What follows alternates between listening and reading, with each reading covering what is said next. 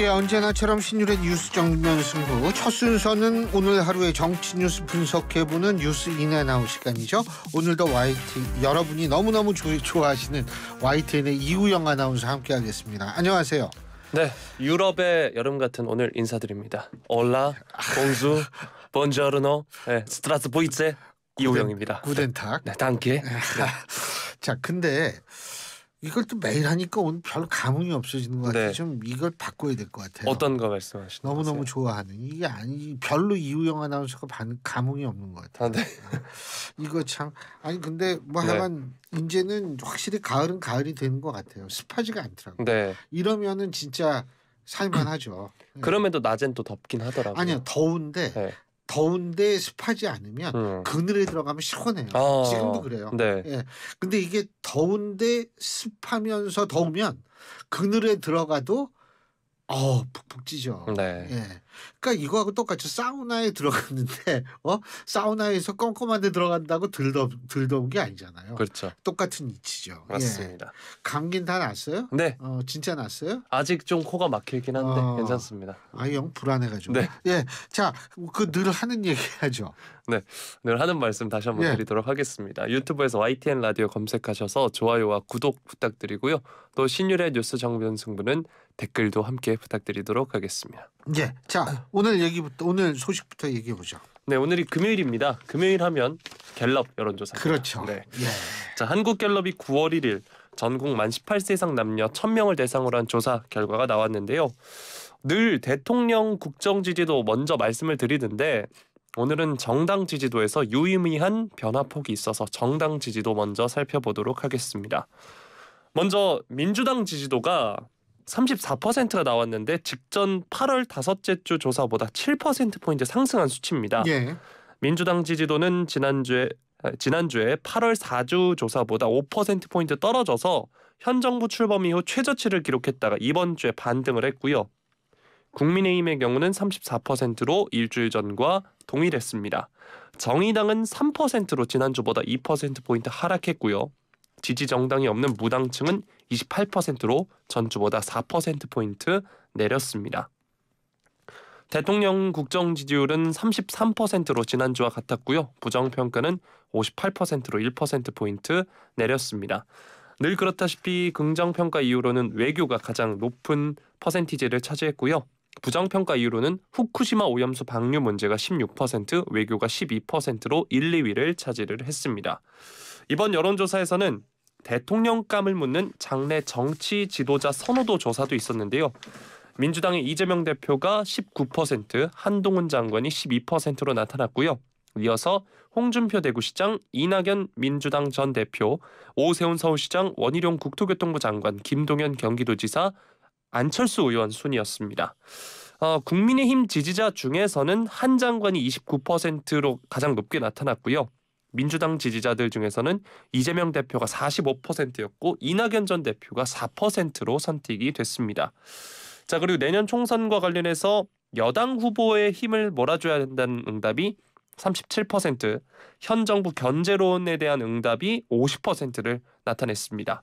또 총선 비례대표 정당 투표에서 국민의힘을 선택하겠다는 응답자가 36%, 민주당 40%, 정의당은 7%로 집계가 됐는데요. 이번 조사의 표본 오차 95% 신뢰 수준에서 플러스 마이너스 3.1%포인트고요. 무선전화, 가상번호, 인터뷰 100% 방식으로 진행이 됐습니다. 응답률은 14.6%였고요. 자세한 내용은 중앙선거 여론조사 심의위원회 홈페이지를 참조하시면 됩니다. 여론조사 총평 부탁드리겠습니다. 일단은 여권 전체의 지지율 하락이 일단은 멈췄다는 거예요. 제가 후쿠시마 오염수 방류가 되면 2, 3주 정도는 흔들릴 것이다 그랬는데 이제 슬슬 멈추기 시작했다는 거죠. 그런데 더불어민주당 지지율이 7%포인트가 올랐어요. 네. 이 이유는 전 크게 두 가지라고 봅니다. 물론 이재명 대표의 단식도 일정 부분 역할을 미쳤겠지만 저는 그저 그저께부터 그저께죠. 그저께부터 불거진 이른바 김만배 신앙님 두 사람의 허위 인터뷰 의혹이 이제 대대적으로 불거지기 시작했죠. 이 부분에 대해서 저는 야권 지지층들이 상당히 위기감을 느꼈다라고 보고요. 그런 위기감의 결과가 결집으로 이어졌고 그 결집이 이런 결과를 나타내지 않았나 이런 생각을 합니다. 또 한 가지는 제가 아주 눈여겨봤던 게 뭐냐면 아까 그 얘기했죠.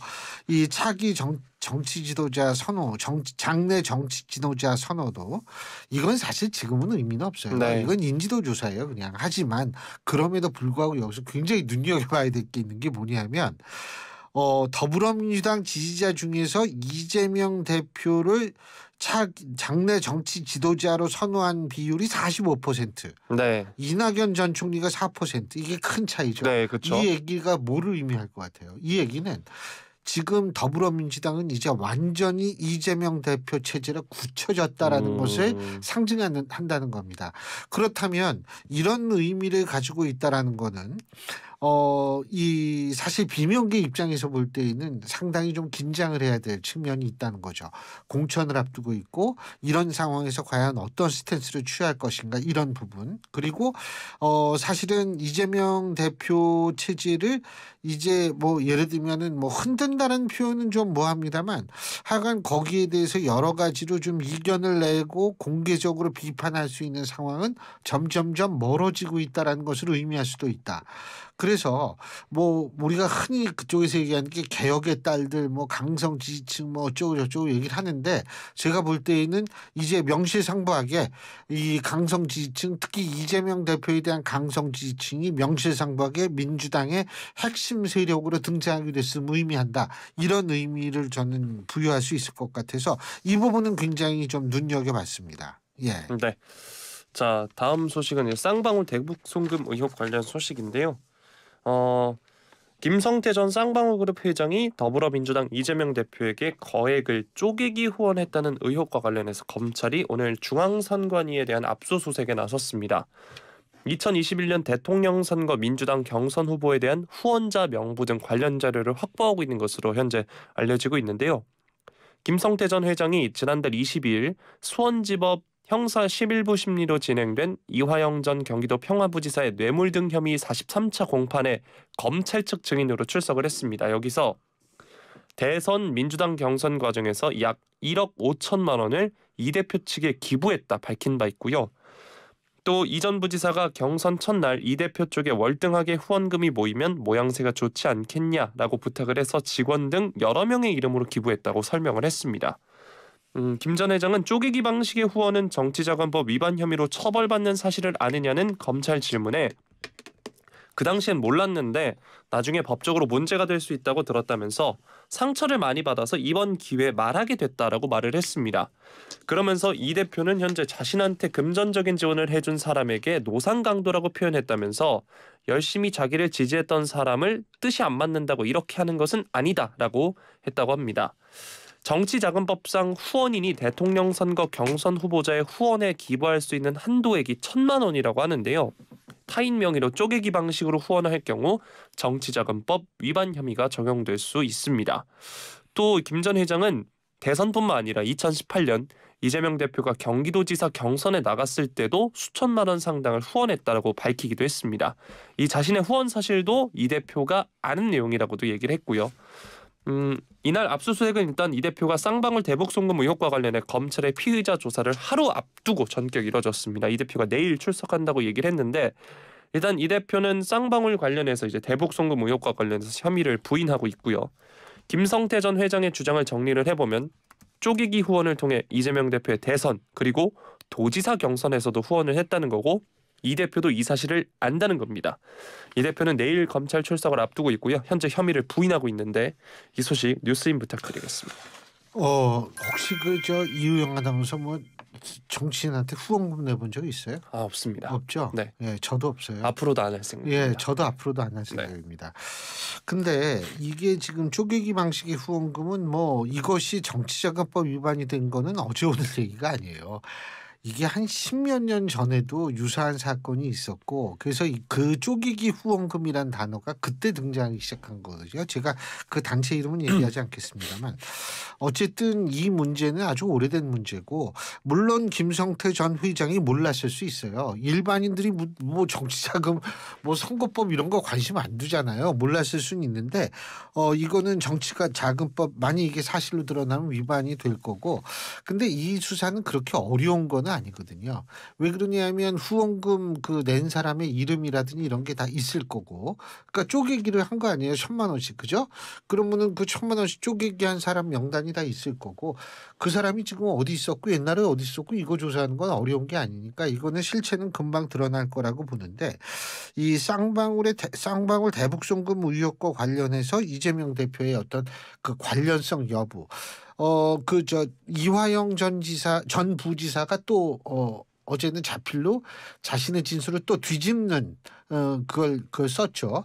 근데 검찰은 지금 뭐라고 얘기를 하냐면 우리는 충분한 물적 증거와 그리고 증언을 확보하고 있다 이렇게 얘기를 하는데 우리가 그게 뭔지를 몰라요. 그죠?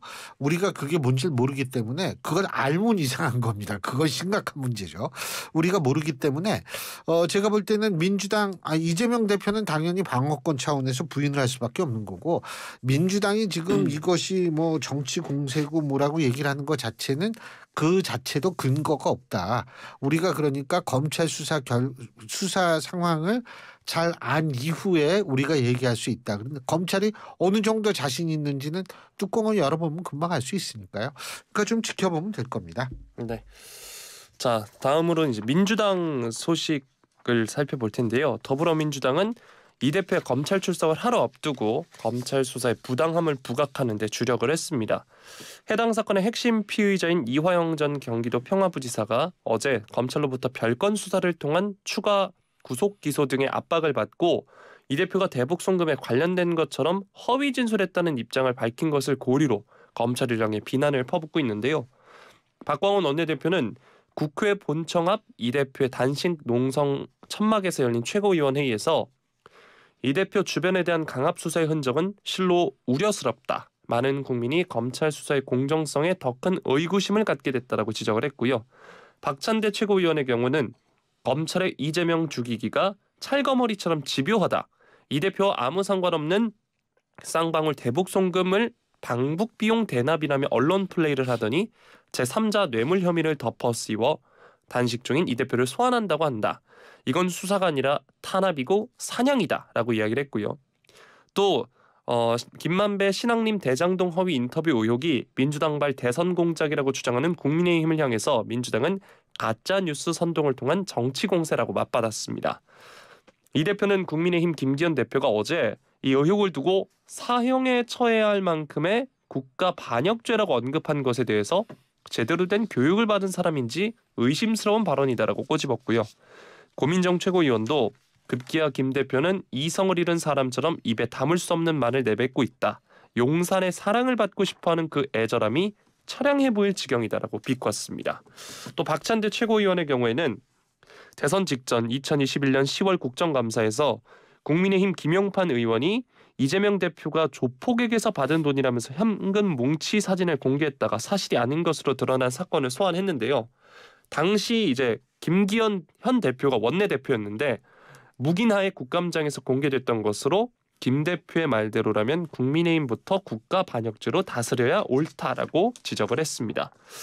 자, 민주당은 이번 수사에 대해 정치 공세라는 점을 지적하고 있는 상황입니다. 민주당의 주장 어떻게 들으셨나요? 일단은 사실 제가 아까도 말씀을 드렸습니다만 그 쪼개기 후원금 문제는 이게 쪼갰는지 안 쪼갰는지는 명단만 보면 확인이 되는데 문제는 뭐냐면 이재명 대표 측이 이재명 대표 캠프가 이게 다 연관이 있는지 없는지 알 수가 없었다. 우리가 이게 뭐 쪼갰는지 안 쪼갰는지 우린 모른다. 이렇게 되면 사실 그런 논리에 대항할 수 있는 논리가 마땅히 없을 거예요. 그러면은 실제로 소위 말해서 이재명 대표를 겨냥했다라는 비난을 또 검찰이 받을 수가 있어요.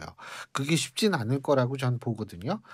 김성태 전 회장이 그냥 뭐 내가 아는 사람 쪽에서 줬다. 거기까지는 모르겠는데 이재명 대표가 아까 몰랐다라고 얘기를 충분히 할 수 있고 진짜 몰랐을 수도 있어요. 네. 그렇기 때문에 이제 그런 부분도 굉장히 좀 어려워질 것 같고 쌍방울 관련 수사는 제가 앞서 말씀드렸고 한 가지 제가 말씀드리고 싶은 게 말들이 너무 험해요. 그 김기현 대표 뭐 사형 네. 뭐라 그랬죠? 사형에 처야. 사형에 처해야 된다 막 이런 거 있잖아요.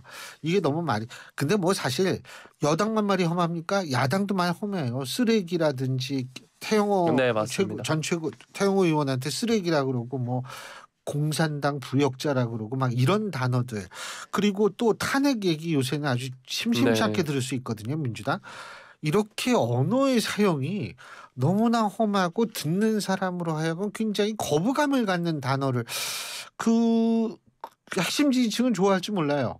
하지만 총선 선거는 핵심 지지층만 가지고 하는 건 아니거든요. 생각들을 잘 해봐야 될 겁니다. 네. 예. 앞서서 이제 저에게 후원을 물어보셨잖아요. 근데 사실 선한 의도를 갖고 후원하는 분들도 계실 텐데 어느 정당이나 어느 의원분들이건 좀 그 책임의 맞아요. 무게를 그렇게 좀 되는데 알았으면 좋겠습니다. 맞아요. 네. 근데 이제 중요한 것은 뭐냐면 전 후원하는 것 자체가 문제가 아니고 후원이라는 것을 통해서 특정 정치인에 대한 지나친 팬덤 형성되는 것을 저는 우려합니다. 정치에서 팬덤이라는 거는 굉장히 좀 저는 민주주의에서 굉장히 저는 좋지 않은 현상이라고 바라보고 있는 사람이기 때문에 예전부터 그랬어요. 근데 그걸 제가 우리나라에서 거의 처음 얘기를 했거든요. 그때 당시에는 엄청 두들겨 맞았습니다. 네. 근데 지금은 민주당 내에서도 팬덤의 문제점을 제기하는 시대. 그러니까 사람이 너무 앞서가면 안 좋은 거예요. 후원은 하시되 그 좀 큰 시각을 가지고 후원을 했으면 좋겠다는 생각이 듭니다. 네. 여러분은 지금 선구자 신율 교수님이 진행하시는 뉴스 정면 승부를 듣고 계십니다. 사회생활 참 잘해요. 예, 아주 꿈나무야 꿈나무. 예. 자, 다음 소식 살펴보도록 하겠습니다. 대장동 허위 인터뷰 의혹 관련 소식인데요. 국민의힘은 오늘 화천대유 대주주 김만배 씨와 신학림 전 언론노조 위원장의 대장동 허위 인터뷰 의혹과 관련해서 대야 공세를 이어갔습니다. 윤재욱 원내대표는 오늘 원내대책회의에서 중대한 국기문란 범죄라고 얘기를 하면서 누가 대선 공작을 기획했는지, 누가 실행에 옮기고 누가 유포 확산시켰는지 그 전모를 낱낱이 밝혀내야 하고 가담한 범죄자들은 누가 됐든 단죄해야 한다 강조를 했습니다. 박대출 국민의힘 정책위의장은 아무리 간큰 범죄자라도 대선 결과를 뒤바꿀 초대형 공작을 정치적 뒷배 없이 추진한다는 것은 무리일 것이다 라고 이야기를 했습니다. 유상범 수석 대변인은 어제 뉴스타파가 인터뷰 녹취 전문을 공개한 것에 대해서 국민 주권을 도둑질하려 한 이들의 마지막 발악이다라고 일축을 했고요. 김기현 대표 역시 오늘 국회 토론회 참석 후에 기자들이 이제 뉴스타파 전문 공개에 관해 물었습니다. 그랬는데 이에 대해서 명확하게 조작하고 왜곡했다는 것이 드러나고 있다라고 말을 했고요. 국민의힘은 해당 인터뷰 보도 당시에 허위사실 정정 노력을 하지 않은 수사당국을 향해서도 문제를 제기했는데 여당 국회 법제사법위원회 여당 간사인 정점식 의원이 당시 지휘 라인에 있던 박범계 법무장관, 김호수 검찰총장, 이정수 서울중앙지검장 등은 수사가 진행 중인 사안이라 이야기하지 못했다고 강변할지도 모르겠지만 형사사건 공개 금지 등에 관한 규정에 따르면 오보가 발생할 것이 명백해 신속하게 그 진상을 바로잡는 것이 필요한 경우에는 공소되기 전이라도 형사사건에 관한 정보를 공개할 수 있다고 규정하고 있다는 점을 지적을 했습니다. 자, 국민의힘은 지속적으로 이재명 대표를 향해 공세를 퍼붓고 있습니다. 어제 뉴스타파가 72분 인터뷰 녹취 전문을 공개하기도 했는데요. 저희도 이제 이틀 전에 소개를 해드렸는데 이제 좀 정정을 해드리면 거기서 이제 전문을 보면 커피를 타준 주임 검사가 윤석열 당시 검사는 아니라는 내용이 이제 녹취 전문을 보면 확인할 수 있고요. 어제 녹취 전문도 그렇고 현재 국민의힘 공세는 어떻게 보고 계시나요? 우리가 정정할 이유는 없죠. 우리는 그렇게 얘기한 적이 없으니까요. 제가 약간 그렇게 말을 했던 것 같아서. 네. 근데 그거는 이게 전문 공개 그 얘기는 제가 좀 이따 하고 네. 지금 이것이 그 선거 공작이자 선거 범죄다라고 아직은 얘기할 수가 없습니다. 왜냐하면 배후 세력이 있는지 없는지조차 모르고 어떤 연결고리가 있는지 드러난 것이 아니기 때문에 지금 여당의 주장은 좀 상당히 이른 감이 있고요. 네. 수사를 지켜봐야 될 부분이다 이렇게 말씀드릴 수 있고 일단은 그 녹취 전문 제가 전문을 다 보지 못했습니다만 어제 SBS 8시 뉴스가 제일 처음에 주요 뉴스 가장 중요한 뉴스로 보도한 것에 따르면 커피를 타준 것이 검찰 직원이지 검사가 아니었다라는 것이 전문에 나와 있다는 네. 거예요. 그런데 뉴스타파가 구체적으로 여기에서 윤석열 검사가 타줬다 이렇게는 언급하지 않았어요. 네. 그쪽도. 근데 이게 편집을 어떻게 편집하는 과정에서 전 실수라고 믿고 싶습니다만 어쨌든 자칫 오해를 불러일으킬 수 있는 그러한 측면이 존재하는 것 같아요. 그런데 이 부분에 대해서 뉴스타파의 입장은 뭐냐면 커피 타준 주체는 핵심이 아니다. 이런 입장입니다. 맞습니다. 그거는 주체가 아니죠. 네. 그런데 중요한 것은 뭐냐면 그렇게 커피 타준 주체가 중요하지 않다라고 했을 때는 그것을 처음 보도했을 때 대선 3일 전에 그거 핵심이 아니다 이렇게 얘기를 했어야 하는데 그런 얘기를 안 했던 것 같아요. 제가 볼 때는. 그리고 또 한 가지는 뭐냐면 이 커피를 누가 타줬느냐 일반 사람들은 검찰에 불려가서 커피 타준 검사가 커피 타주나 만약 이렇게 받아들이는 사람이 있었다라고 가정한다면 네. 이거는 사실 그렇게 받아들인 사람이 있었다면 그분들은 수사 축소 의혹, 무혐의 의혹을 사실로 받아들일 확률이 높죠. 이런 부분이 좀 제대로 밝혀져야 될 거라고 생각합니다. 네. 자, 다음 소식 살펴보도록 하겠습니다. 또다시 안타까운 소식이 전해졌는데요. 오늘 대전 유선경찰서에 따르면 지난 5일 자택에서 다친 상태로 발견된 40대 교사 A씨가 병원으로 옮겨진 뒤 치료를 받았는데 어제 결국 숨졌다고 합니다. 교사 노조 측이 악성 민원, 아동학대 고소 등으로 A씨가 힘든 시간을 보냈다는 유족의 언급이 있었다고 하고 오랜 기간 정신과 치료를 받기도 했다고 얘기를 했는데요. 2019년에 근무하던 한 초등학교에서 일부 학부모들의 악성 민원에 시달린 것으로 알려졌고요. 아동학대 사건에 연루가 됐는데 2020년 무혐의 처분을 받았다고 합니다. 경찰은 사건 경위를 조사하고 있다고 하고요. 극단적인 선택을 에 대해서 소개를 해드렸기 때문에 이 부분을 꼭 언급을 해드려야 되는데 우울감 등 말하기 어려운 고민이 있거나 주변에 이런 어려움을 겪는 가족, 지인이 있을 경우에는 자살 예방 한라인, 희망의 전화, 생명의 전화, 청소년 전화 등에서 24시간 전문가의 상담을 받을 수 있다는 점 말씀드립니다. 이 소식 뉴스인 부탁드리겠습니다. 예, 정말 안타까운 사건이고요. 지금 이러한 것들을 시급히 하루빨리 이런 일이 더 이상 발생하지 않도록 막기 위해서는 아동학대 방지법에 대한 시급한 개정이 일단은 이루어져야 합니다. 저는 선생님들의 보호가 가장 시급한 상황이라고 생각하기 때문에 더 이상 정말 이런 소식을 전해드리지 말았으면 좋겠어요. 선생님들 정말 너무 힘드셨을 텐데 지금도 고통받는 선생님이 계실 텐데 어쨌든 언론이나 모든 사회가 총동원이 돼서 이 부분 더 이상 이런 비극 일어나지 않도록 막아야겠습니다. 자, 오늘 여기까지 하겠습니다. 수고하셨습니다. 고맙습니다. 예, YTN의 이우영 아나운서였습니다.